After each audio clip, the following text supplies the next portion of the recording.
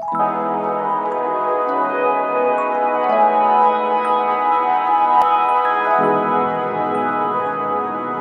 Sénégal, Noël est célébré avec ferveur en pleine pandémie.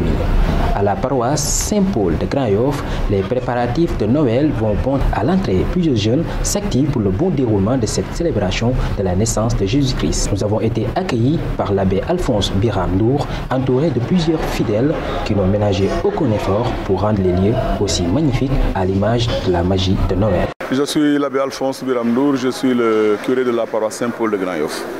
Mon père, pourquoi célèbre-t-on Noël? Alors, il faut se dire que tout simplement, c'est le rappel, le souvenir de la naissance du Christ que l'Église célèbre depuis l'an 330 de l'ère romaine. Et c'est pour nous l'occasion de nous rappeler ce don immense que Dieu a fait à l'humanité en venant s'originer dans la nature humaine. Quand on parle de Noël, nous nous rappelons bien entendu de cet épisode où Jésus, l'enfant roi, vient naître dans la crèche de Bethléem, où justement ses parents, Joseph et Marie, étaient partis dans le cadre de l'inscription dans le registre, puisque c'était un édit de l'empereur qui l'avait demandé. Et quand nous célébrons Noël aussi, nous pensons à cette incarnation du Verbe de Dieu qui se fait homme et qui vient rejoindre notre humanité. Voilà pourquoi nous célébrons cette fête en nous rappelant aussi le message de Noël, qui est tout simplement du fait que Dieu est venu rejoindre notre pauvreté, un envoi pour que nous autres, nous puissions également rejoindre les pauvres là où ils sont. C'est tout simplement un événement de paix, un événement de partage, un événement de solidarité qui nous enjoint d'aller vers les autres. Y a-t-il une particularité cette année? Bien sûr, la particularité de Noël cette année et à travers le monde entier, c'est que nous le vivrons dans le contexte de la pandémie du coronavirus, puisque, comme vous le savez, depuis un an maintenant, cette pandémie ne cesse de bouleverser le cours de l'histoire et ne cesse de nous imposer, j'allais dire, sa loi. Et dans ce contexte, donc, nous sommes appelés à vivre en respectant toutes les mesures qui sont édictées, de manière à ce que la propagation de la pandémie ne soit pas de notre fait et que surtout nous participions à éradiquer donc cette pandémie du coronavirus. Et quelles sont les mesures que vous avez? Néanmoins, nous fêterons Noël. Nous fêterons Noël dans la joie que nous connaissons Noël, dans la magie que nous connaissons Noël. Alors les mesures qui ont été prises, c'est bien sûr ce qu'on appelle les mesures barrières. C'est la distanciation sociale, c'est le marquage au niveau des bancs et au niveau du sol, donc pour aider les gens à respecter cette distanciation. C'est aussi le dispositif de lavage des mains et aussi le gel hydroalcoolique qui est prévu aux portes de l'église avant d'entrer dans l'église et avant aussi de prendre la communion, ce qui fait partie de la liturgie chrétienne. C'est autant de mesures donc, qui ont été prises en considération, mais aussi il y a la multiplication des messes, des offices religieux qui permettraient à beaucoup de fidèles de pouvoir donc assister au culte de la manière la plus décente. Est-ce que vous allez limiter le nombre de fidèles qui vont venir ici pour cette fête? Alors, comme je le disais, la limitation du nombre de fidèles est très difficile. Nous avons la chance d'avoir des églises assez ouvertes et qui peuvent offrir des extensions même à l'extérieur. C'est ce que nous allons donc exploiter, de même que les salles qui sont ici au niveau de la paroisse Saint-Paul de Grand-Yoff pour maximiser et minimiser le risque, n'est-ce pas, maximiser le nombre de participants et minimiser le risque donc de propagation du virus. Et comme je le disais aussi, plusieurs autres offices sont prévus pour pouvoir donner à chacun de venir aux messes et de pouvoir y assister sans pour autant, encore une fois de plus, être un élément propagateur du coronavirus. Mais peut-on célébrer Noël chez soi et pas venir à l'église? Oui, vous savez qu'avec cette pandémie est née de nouvelles formes, j'allais dire, de célébration. Pendant longtemps, pendant que les messes étaient arrêtées, nous avions la célébration à travers les médias de la messe, où justement nous offrions aux fidèles qui ne pouvaient pas assister à la messe publique de pouvoir être présents en communiant à la célébration que le prêtre donc avait de manière privée. Et cela est aussi encore possible aujourd'hui, étant entendu que les personnes âgées ne pourront peut-être pas faire les déplacements pour Noël, étant entendu que les malades qui sont dans les hôpitaux ne pourront pas faire les déplacements pour Noël. Et que donc par conséquent, oui, effectivement, on peut célébrer la messe en restant chez soi, si tant il est vrai que notre santé ne nous le permet pas, ou du moins, en tout cas, notre activité professionnelle ou je ne sais quoi d'autre peut nous empêcher de venir à la messe. Et en ce moment-là, eh bien, on a la possibilité de pouvoir suivre la messe à la télévision ou bien sur certaines pages Facebook que les médias ont eu l'initiative et la bonne idée de pouvoir proposer aux uns et aux autres. Vous avez lu le traité signé par le traité ministériel qui parle des rassemblements et tout, mais qu'est-ce que vous avez à dire à ça? Oui, le décret ministériel est sorti à 2 jours de ce qu'on a appelé les communions-confirmations dans la foi chrétienne catholique. Et pour qui connaît la foi chrétienne catholique et tout ce que cela entraîne comme préparation à ces événements, il est évident que quand le décret est sorti, ça a créé l'émoi, ça a créé, j'allais dire, beaucoup de supputations. Mais nous comprenons par ailleurs que l'Église s'est toujours engagée dans ce sens-là. Nous comprenons par ailleurs que c'est vraiment pour en tout cas faire en sorte que nous puissions préserver la vie des autres.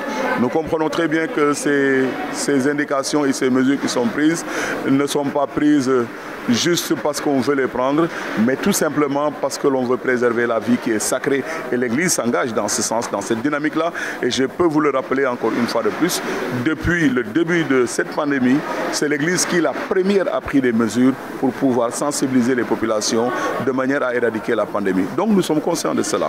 Cependant, il faudrait aussi remarquer que, comme cela le dit, le sentiment le mieux partagé à l'époque quand on a vu ces décrets et autres, c'est de se dire, mais est-ce que réellement les gens prennent en considération la religion chrétienne, dans la mesure où certains événements se sont passés ici et personne n'a eu à discuter le fait que ces rassemblements puissent se tenir.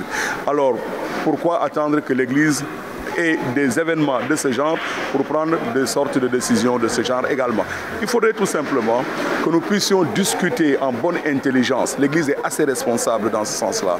Et que nous puissions discuter en bonne intelligence de manière à ce que le combat puisse être en synergie, qu'il puisse être mené, j'allais dire, de concert, ce qui pourra avoir un impact beaucoup plus important.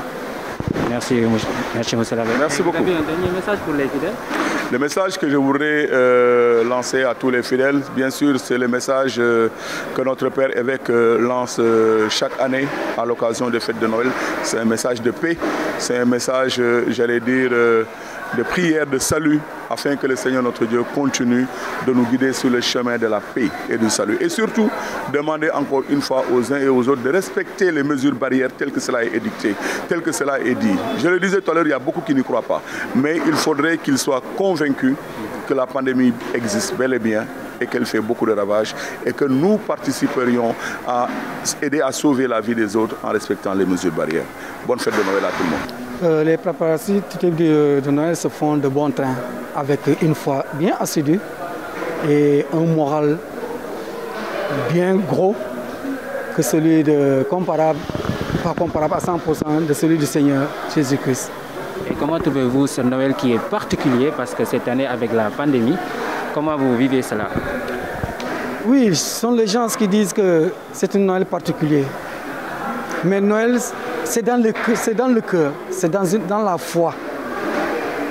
Et quand je parle de la foi et dans le cœur, il n'y a pas une particularité. On le sent avec cette même amour, cette même foi avec le Christ. Maintenant, si on veut le prendre dans le contexte actuel de la pandémie, mais on le fait aussi, on le vit avec foi dans le Christ. C'est une sorte de pénitence. Nous portons notre croix dans cette pandémie, ayant une foi assidue au Seigneur. Car c'est lui qui nous l'a dit, qui veut me suivre, qu'il porte sa croix et qui vient. La croix ne suffit, ce n'est pas, comment dirais-je, l'objet, mais c'est l'amour, c'est la foi, de pouvoir persévérer et de pouvoir submerger toutes les difficultés.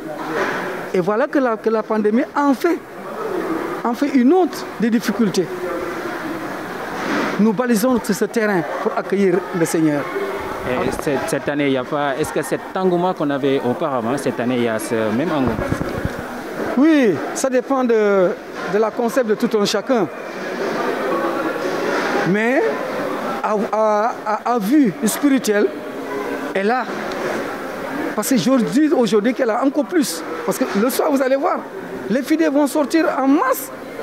Mais ils ne seront pas, tous ne pourront pas prendre place à la maison du Seigneur à cause de cette pandémie. Parce que comme vous le constatez, chaque banc, il faut 4 à 5 personnes par banc, alors que chaque banc prenait une dizaine à une quinzaine de personnes. Et de dehors, vous allez voir. Si vous passez le soir, vous allez voir. Même les rues seront remplies.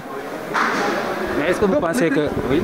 Le chrétien proprement dit, il a cette nostalgie, il a cette foi. Il est vraiment tellement pressé. Il serait encore un peu plus malheureux si la messe n'aurait pas eu lieu. Mais amen, je dis encore, amen, grâce au Seigneur, on l'aura. Et pensez-vous que les fidèles pourront respecter les gestes de barrière, notamment compte tenu de la fête qui incite à des rassemblements au niveau des maisons, au niveau des lieux de culte? Que diriez-vous de ces fidèles? Quel message pour ces fidèles? Pour ce qui concerne, comment dirais-je, la distanciation et tout ce qui s'ensuit, je pense que depuis que l'Église a réouvert aux fidèles pour qu'ils puissent, comment dirais-je, vivre leur foi et leur culte, avant d'entrer au sein de l'Église, on a des gels qu'on remet à tout un chacun. Et l'exigence du port du masque, tous les fidèles, aucun fidèle n'a été renvoyé. Tous les fidèles qui arrivent avec leur masque. La dispensation au sein de l'Église, de lieu du culte, est exigée, comme vous le constatez. Je vous l'ai dit tantôt. Chaque banc, il y a 3 à 4 personnes qui doivent s'y asseoir. Un banc qui prenait une dizaine ou une quinzaine de personnes. Si on le réduit, c'est pour respecter. Maintenant, ce qui consiste maintenant au sein des familles, les familles sont en train de le respecter parce qu'ils savent que cela dépend de leur vie, de leur santé et de la santé de l'environnement, de tout l'environnement qu'ils sont. J'ai eu à prendre en témoin lors des dernières cérémonies de baptême, de confirmation, de communion et consorts. Les familles ont respecté. Je n'oserais pas dire à 100%, mais à 80%, les familles sont en train de respecter. Donc gloire à Dieu. Et je sais qu'ils iront aussi de ce même pas pour ce jour.